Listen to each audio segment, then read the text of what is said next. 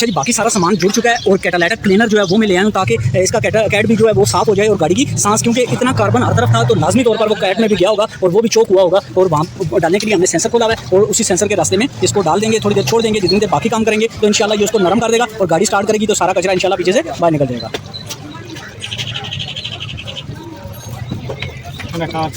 के जो आपके इंजेक्टरों के जो नीचे वाले रिंग जो इंजन के साथ लगे हुए होते हैं उनका हाल आप देखें तो बिल्कुल फट चुके थे आड़ होने की वजह से, और उसकी जगह ये नए हम ले आए, इनको भी ऑयल के साथ नरम करेंगे और ये लगाएंगे तो इंशाल्लाह ये जो यहाँ पे मसला हो रहा था लीकेज का और एयर डिपॉजिट भी हो रही थी और यहाँ से लीक पेट्रोल भी हो रहा था तो वो मसला हल हो जाएगा।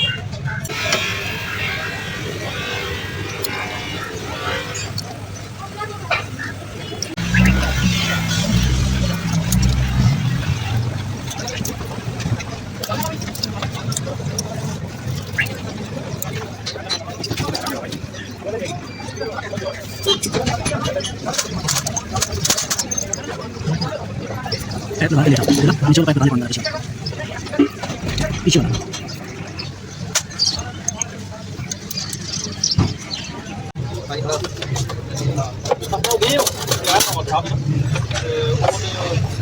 ऐसे बताओ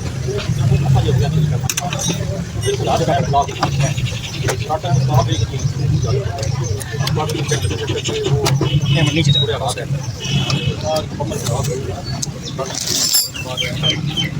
अच्छा जी, प्लग इसके लग चुके हैं, टैपेट इसके कर दिए और उसके बाद इसका चेंज जो ख़राब था वो भी चेंज कर दिया है। सारी चीज़ें अपनी अपनी जगह लग चुकी हैं तकरीबन। अब ये लगाते हैं और उसके बाद ऑक्सीजन सेंसर जोड़ेंगे, जोड़ने के बाद इंशाल्लाह करते हैं इसको स्टार्ट।